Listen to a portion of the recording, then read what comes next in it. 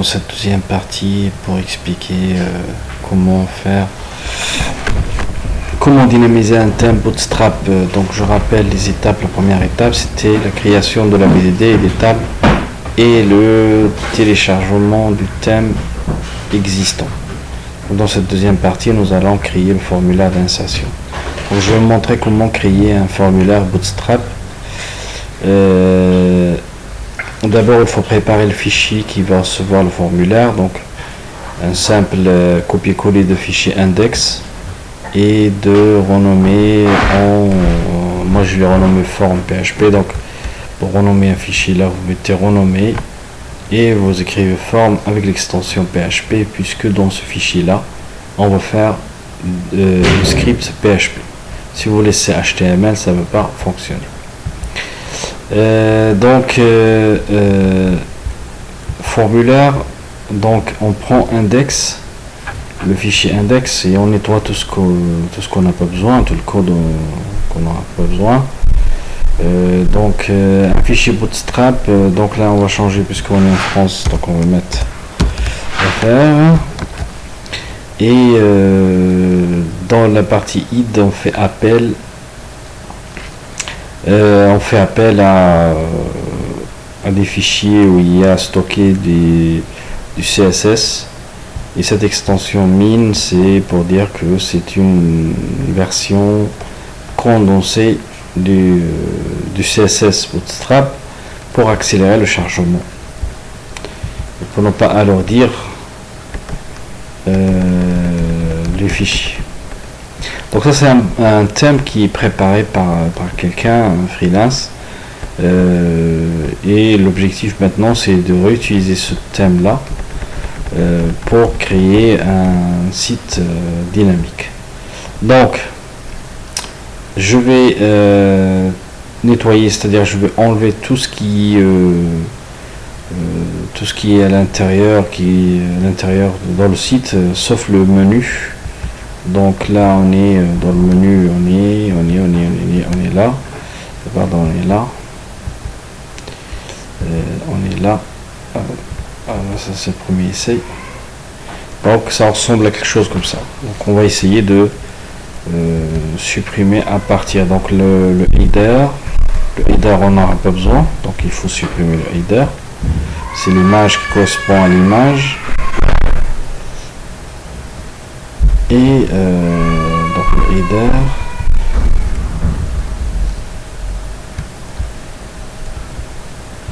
ça on a besoin, et ici à partir de la ligne là on supprime tout ça jusqu'à la fin. Attention, il faut pas supprimer, bien sûr, il y a des appels au code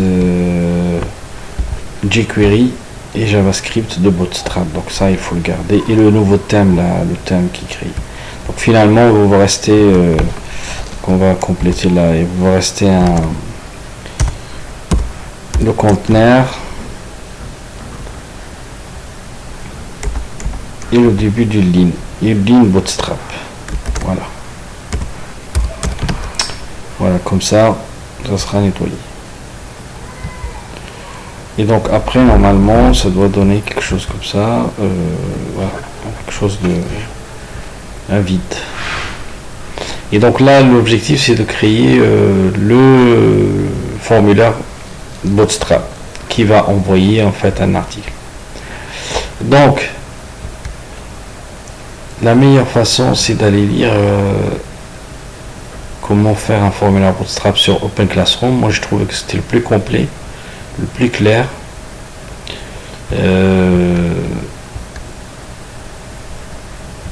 Donc il est simple à lire, hein, donc vous êtes capable de lire et de comprendre comment insérer des éléments dans un formulaire. Alors ici ils vont vous proposer aussi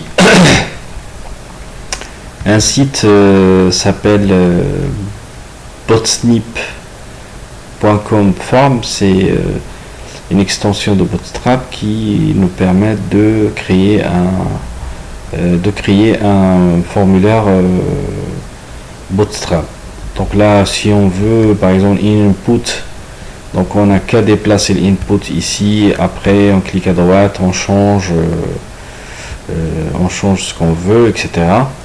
Et donc vous choisissez le select, vous choisissez des boutons, et voilà. Et une fois que vous avez fini, vous avez le code équivalent HTML, vous copiez-collez ce code là et vous le mettez ici dans l'horaire. Voilà. Donc là, il n'est pas compliqué à utiliser, il est très simple à utiliser. Donc, une fois vous avez fini de remplir cette partie là, vous allez prendre le code HTML, vous allez le coller.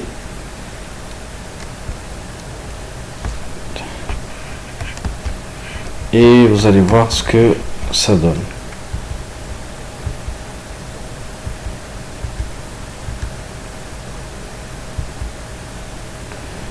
Voilà, donc le nom de l'article, l'image de l'article, pardon, je me suis trompé là c'était forme, ça c'était un autre test que j'avais fait, voilà c'est ça.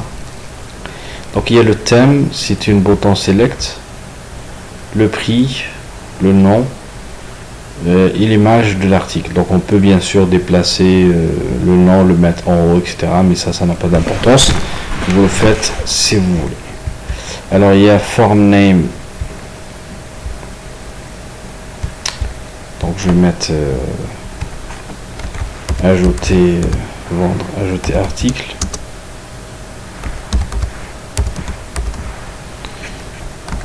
Je peux le mettre plus joli avec un majuscule, peut-être ça sera plus facile. Et donc là ça c'est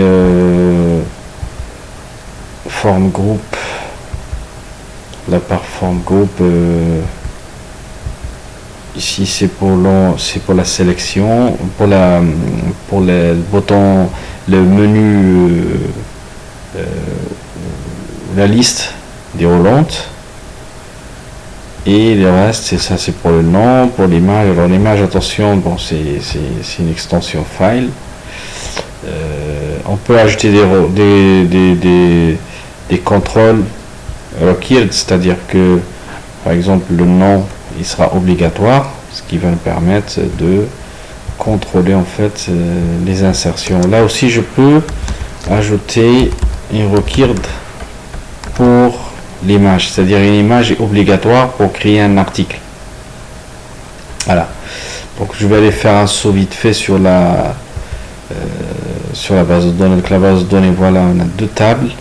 Et donc nous on va insérer un article. Donc on a besoin le ID article, on auto-increment, le nom article, le prix de l'article, le lien de l'image de l'article et les thèmes de l'article. Voilà. Donc voilà, on enregistre et on va voir ce que ça donne. Voilà.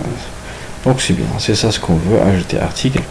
Et donc là, je vais créer une page cible. Donc là, je l'ai déjà créé ici. Et donc dans cette page cible, on rajoute un print R delta post. Donc là pour l'instant ça, on n'en a pas besoin.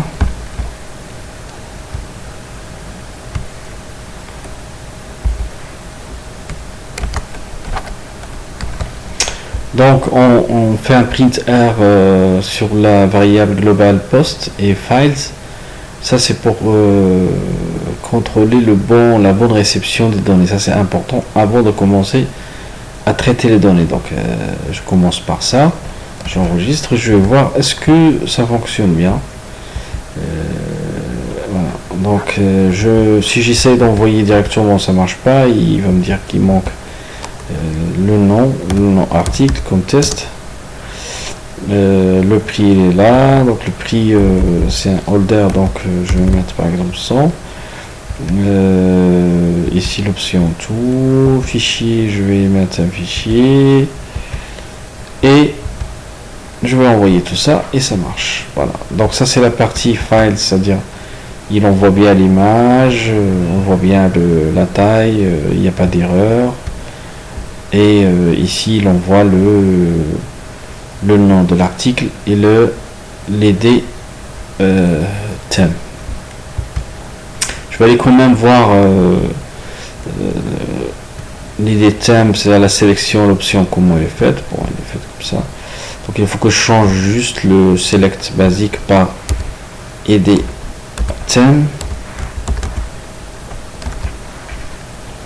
Et attention à ne pas oublier dans votre formulaire l'attribut enctype qui concerne l'envoi d'un formulaire. C'est-à-dire chaque fois qu'il y a un envoi d'un fichier dans un formulaire, vous êtes obligé de mettre cet attribut-là. Sinon, cela, ça ne fonctionne pas. Donc là, il y a l'action, il y a la méthode, il y a les classes Bootstrap. Voilà. Et donc ça, c'est suffisant. Pour expliquer un petit peu par rapport à Bootstrap, donc ces classes-là sont déjà stockées dans le CSS de Bootstrap qui est chargé par défaut avec le thème. C'est-à-dire, vous allez trouver ici quoi, le CSS. Dans ces deux-là, vous allez trouver ce que vous voulez comme CSS. Voilà, donc maintenant on est sûr que le formulaire fonctionne, que l'envoi en tout cas ça fonctionne. Et donc la prochaine partie, ça sera pour faire l'insertion. Mais avant tout ça, il y a une étape importante. Cette partie-là, on va essayer de la dynamiser. C'est-à-dire que la lecture des thèmes, ça sera les thèmes à partir de la table thème.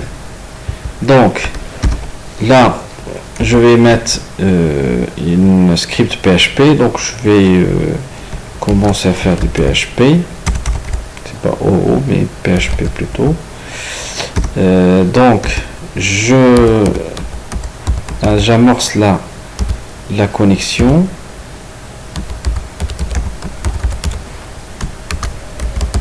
Donc dans la connexion, c'est un fichier qui crée automatiquement un objet PDO. Voilà, et là. Et donc avec cet objet PDO, on va faire la connexion, on va travailler sur la base. Donc là, rappelez-vous, on est toujours au niveau des formulaires. Et donc on veut dynamiser la liste déroulante. Donc là, on n'aura pas besoin de deux options, mais les options elles seront lues en fonction de ce qu'il y a dans la table thème. Alors la requête, je vais l'appeler rec, ou vous l'appelez comme vous voulez, il n'y a pas de souci. Donc c'est une select étoile from theme, comme la table thème. Là il n'y a pas de clause. Il n'y a pas de clause, il n'y a pas de where, il n'y a rien du tout, donc on peut aller voir. Donc là, voilà, c'est un truc simple. Le lien thème, je ne vais pas utiliser pour l'instant, hein, si j'ai rajouté au cas où. Donc, dans ce cas-là, puisque c'est un select sans clause, on peut utiliser une simple query, ça fera l'affaire. La méthode query qui sera appliquée sur, alors là j'ai oublié de $1 et là c'est delta rec. Maintenant je vais faire un for each pour lire.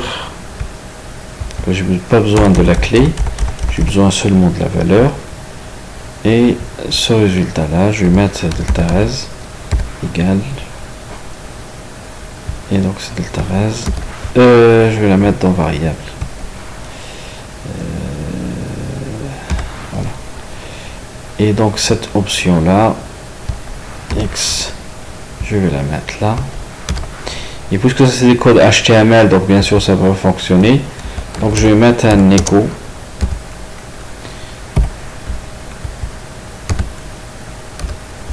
et donc là j'ai besoin de changer ici, donc afficher le thème et ici afficher l'id du thème. Donc je vais insérer ici, avec une concaténation l'id thème, donc ça sera delta value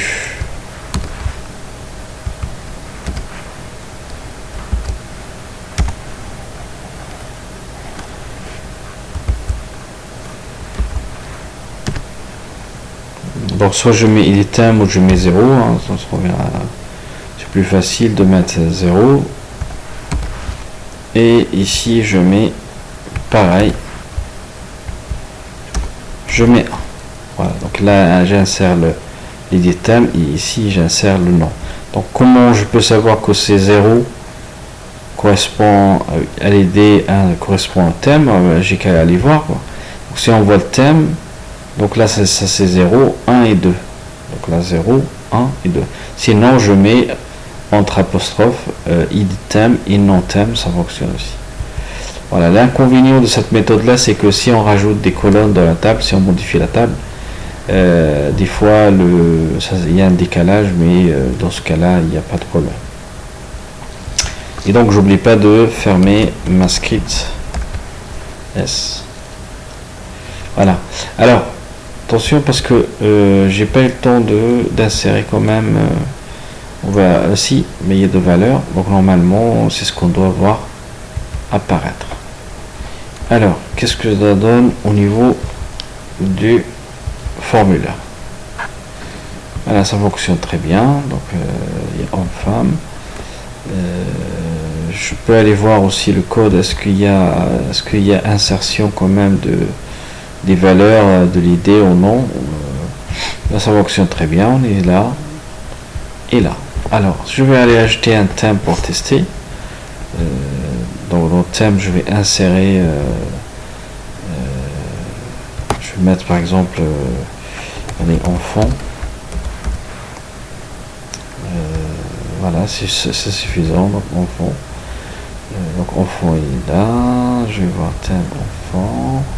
Et donc si tout va bien, je dois voir apparaître encore quand j'actualise, je dois voir apparaître enfant. Et c'est le cas, il est là. Je veux pas forcer en première position homme, donc je vais rajouter une proposition vide juste après le select ici. Donc là il y a voilà, donc je suis pas obligé, je suis pas dans PHP là. Donc je suis pas dans PHP, donc je vais enlever tout le code PHP. Ici par contre je vais mettre par exemple valeur vide comme ça. La value je la laisse ou je l'enlève carrément, donc je la mets à 0 et option, voilà. Donc le select elle commence là. Alors pour faire un peu plus joli, comme respecter l'indexation,